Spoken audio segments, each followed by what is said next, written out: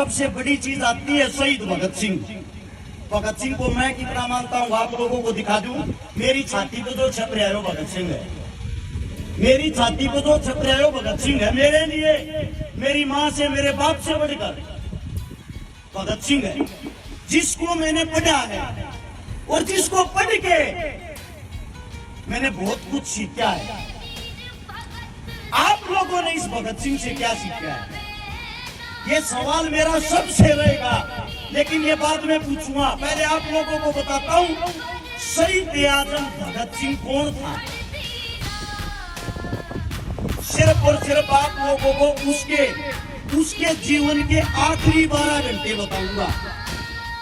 जो उसके जीवन के आखिरी 12 घंटे थे वो उस इंसान ने कैसे बिताए थे। 23 मार्च का दिन था 1931 में हम गुलाम थे और उस दिन रात को जोरदार आंधी आई। जब जोरदार आंधी आई सवेरा निकला। सवेरा निकलने के बाद ठंडा मौसम था, जो मौसम हाल फिलहाल था। जैसे आप लोग बैठे हुए हो सब लाहौर जेल के बाहर ऐसे ही लाखों आदमी इकट्ठे हो रखे थे उस भगत सिंह के लिए, राजगुरु के लिए, सुखदेव के लिए। वे तीनों शेर जेल के अंदर, ये लगा लो जहां मैं खड़ा हुआ हूं ये लाहौर की जेल है और जहां आप लोग बैठे हुए हो आप सब जेल के बाहर हो। अब वो दिन बताता हूं आप लोगों की, रोम रोम कर रहेगा अगर आप बातें सुनोगे। उस दिन जेल का वार्डन शरद सिंह आता है शाम के 4 बजे और सबके गेट बंद करते हुए, सबके दरवाजे बंद करते हुए कहता जल्दी से सब अंदर हो जाओ, ऊपर से आदेश है। उसी जेल की 14 नंबर कोठरी में शहीद आजम भगत सिंह, जिसकी जो जेल की जो कोठरी थी 6 बाई 8 की, 6 फुट चौड़ी 8 फुट लंबी, उसके नीचे कच्ची हरी हरी घास उगरी।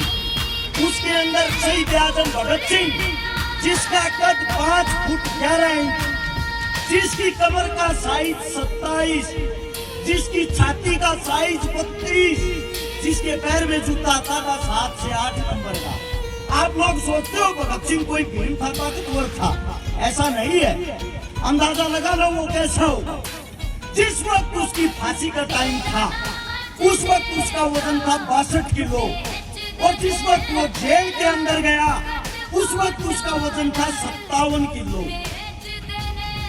अब गौर करने की बात सुनना, भगत सिंह कौन था, भगत सिंह की क्या विचारधारा थी। जब शरद सिंह उस गेटों को बंद करते हुए आता है, उसके बाद आता है बरकत नाई, जो जेल का नाई था, जोर जोर से आवाजें निकालते हुए, रोते हुए, ओए मेरे भगते को मार देंगे आज, ये गोरे लोग मेरे भगते को मार देंगे आज। सबको पता लग गया कोई न कोई अनहोनी होने वाली है। इतनी देर में सरदार जी का वकील आ जाता है, प्राणनाथ मेहता।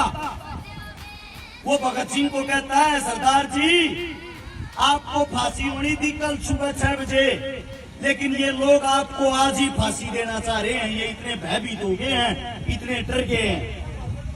भगत सिंह बोला मेरे को फांसी की चिंता नहीं है, मैंने एक किताब मंगाई थी, वो किताब लेके आए। प्राणनाथ मेहता ने वो किताब निकाल के दे दी, जिसका अंतिम समय चंद घंटों के बाद उसके सामने खड़ा है।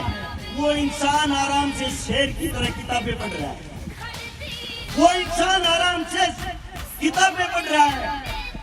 प्राणनाथ मेहता उसका वकील बोला देश के लिए कुछ कहना चाहते हो आखिरी शब्द। भगत सिंह जी ने कहा साम्राज्यवाद मुर्दाबाद, इंकलाब जिंदाबाद, इससे अलग मैं कुछ नहीं कहना चाहता। ये बात होने के बाद प्राणनाथ मेहता ने देखा एक छोटा बच्चा, आज भी इसके अंदर इतना जोश, इतना लीडर, और जेल के बाहर इतने आदमी खड़े थे। अगर एक आदमी जेल की एक ईंट उठाता ना, उस जेल को तोड़ के रख देते। लेकिन हम गुलाम थे, हमारे पैरों में जंजीरें थी। उस जेल के बाहर ही खड़ा हुआ एक इंसान विलाप कर रहा था, जिसका नाम था वो जो वाल्मीकि जाति से वो वाल्मीकि। आप लोग आजकल जातिवादों में अपनी ऐसी तैसी कराते हो, आपस में लड़ते हो, आपस में भेदभाव करते हो। भगत सिंह का आखिरी सपना था उस गोके को, मैं बता देता हूँ गोका क्यों था। वो जेल की सफाई करा करता, जेल का भगत सिंह का मलमूत्र उठाया करता, और भगत सिंह प्यार से उस गोके को बेबे कहा करता। पंजाबी भाषा में बेबे माँ को कहते हैं, उसको माँ कहा करता। जेल के वो आदमी बोले, अरे वाल्मीकि जाति के इंसान को तू बेबे कह रहा है, माँ बना रहा है, किस लिए? भगत सिंह बोला, मुझको जब मैं पैदा हुआ मैं छोटा था, मेरा मलमूत्र या तो मेरी माँ ने उठाया था, और आज या मेरी ये माँ उठा ली, मेरे लिए ये मेरी माँ ही है। भगत सिंह ने गोके से कहा, गोके तेरे हाथ की रोटी और खाता हूँ बेबे, अपने हाथ की रोटी खिला दे मेरे लिए। वो बोला, सरदार जी आप उच्च जाति के हो, मैं एक छोटा सा इंसान, आपको रोटी खिला दूंगा, लोग मेरे को मार देंगे। भगत सिंह बोला, मैं हूं ना, खाने वाला मैं हूं, तू क्यों चिंता कर रहा है? वो अपने घर से रोटी बना के लाता अपने हाथों से, और वो टूट तोड़ के एक निवाला भगत सिंह के जैसे ही में देता है। वो की आंखों से आंसू निकल आए, बोला, रे भगते तू किस मिट्टी का बना हुआ है, तू किस मिट्टी का बना हुआ है? लोग आपस में जातिवाद में लड़ रहे हैं और तू इतना प्यार कर रहा सबसे। वही गोका जेल के बाहर खड़ा था। भगत सिंह की आखिरी ख्वाहिश थी एक बारी उसके हाथ की रोटियां खाऊं।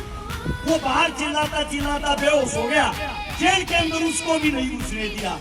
जब भगत सिंह को अंग्रेज आए, वो टीम आई, फांसी के लिए लेके चल दिए। फांसी के लिए जब लेके गए, तीनों से पूछा गया तुम्हारी अंतिम इच्छा? गाली देते हुए बोला, शहीद आजम सरदार, अबे कुत्तो, आखिरी इच्छा यही है, इस देश को छोड़ के चले जाओ। पहली इच्छा भी यही थी, इस देश को छोड़ के चले जाओ। हंसते हुए कहा, ये तुम्हारे बस की नहीं, अपनी फांसी की तैयारी करो। 7:28 पे उन योद्धाओं को फांसी के फंदे पर चढ़ाया जाता है। 7:33 पे उनकी फांसी पूरी होती है। उस 5 मिनट के दौरान जब ये पूछा गया तुम्हारे में से सबसे पहले फांसी के फंदे को कौन चूमना चाहेगा, एक ऐसा पागल था जिसका नाम था सुखदेव। उसका कहना था मैं देश के लिए एक बार मरना चाहता हूँ। सुखदेव ने हंसते हुए कहा, सबसे पहले फांसी के फंदे को मैं चूमूंगा। पहले सुखदेव का नंबर, फिर भगत सिंह का, फिर राजगुरु का। बाहर उसकी माता जी खड़ी थी। उसकी माता जी ने कहा था, बेटा जिस फांसी के फंदे को तू अपनी दुल्हन कहता है, जब वो तेरे गले में डला है, तेरी आवाज मेरे कानों तक सुनाई देनी चाहिए। ये बताया जाता है उस वक्त भगत सिंह ने इंकलाब जिंदाबाद का नारा इतने जोर से लगाया था, बाहर खड़े 1 लाख आदमियों को साथ सुनाई दिया था। उनको मृत घोषित करके हमारे देश के जवानों को, हमारे देश के क्रांतिकारियों को उनके टुकड़े टुकड़े कर दिए। उनके टुकड़े टुकड़े करके सोचा इनको जेल के अंदर चलाओगे, बाहर पब्लिक को पता लग जाएगा। बाहर से ट्रक मंगा लिया, ट्रक मंगाकर उसके अंदर बोरियों में बांध के उन लाशों को बदतमीजी के साथ बनाया गया और पिछली जेल की दीवार तोड़ के वहां से निकाल के ले गए सतलुज के किनारे। सतलुज के किनारे जब लेके गए, वहां के गांव जाग गए और उन अंग्रेजा का हमला बोल दिया। आधी कच्ची को उसको वहां से वापस निकाल दिया, जिनका पूरा शरीर जला, जिनका अंतिम संस्कार हुआ नहीं। उसको निकाल के अगले दिन की जब सुबह होती है, सबको पता लग जाता है हमारे बीच भगत सिंह, राजगुरु, सुखदेव नहीं रहे। वो लाखों आदमी उनके अंतिम संस्कार में काले झंडे पहन के, काली पट्टी हाथा को बांध गए, काले झंडे हाथा में लेकर उन तीनों की लाशों को लेके, उन तीनों की लाशों को सोच के देखो, एक अफजली लाश को लाशों को भगत सिंह की माँ के पास था। भगत सिंह की माँ जिसको अपनी गोदी में ले रही है, भगत सिंह का पिताजी सरदार किशन सिंह, उन तीनों बेटों को अपनी गोदी में उठाए हुए हैं। वो मंजर कैसा होगा?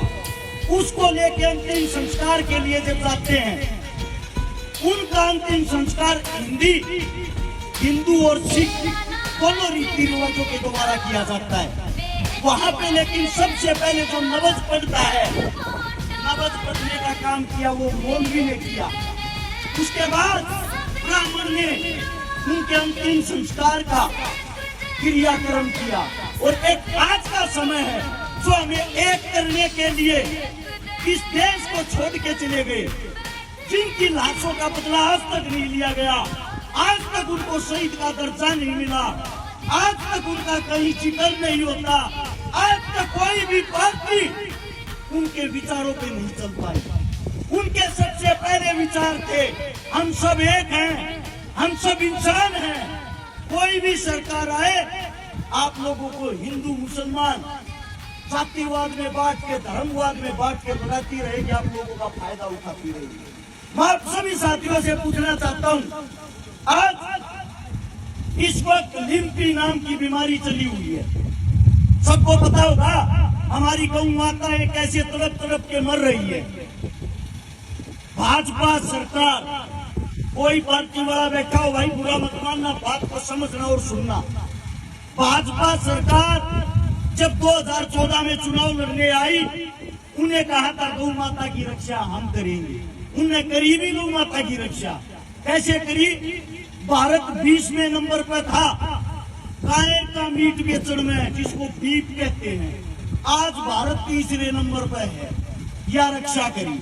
जितनी गाय पहले कटती थी उससे 3 गुना बढ़ गई। आज लिम्पी नाम की जब बीमारी आती है, हमारे देश का प्रधानमंत्री, हमारे देश का राजा बाहर से चीते लाता है। मैं पूछना चाहता हूँ कहाँ अपने बाप की शादी में लेके जाएगा उनको? क्या कमाएंगे वे?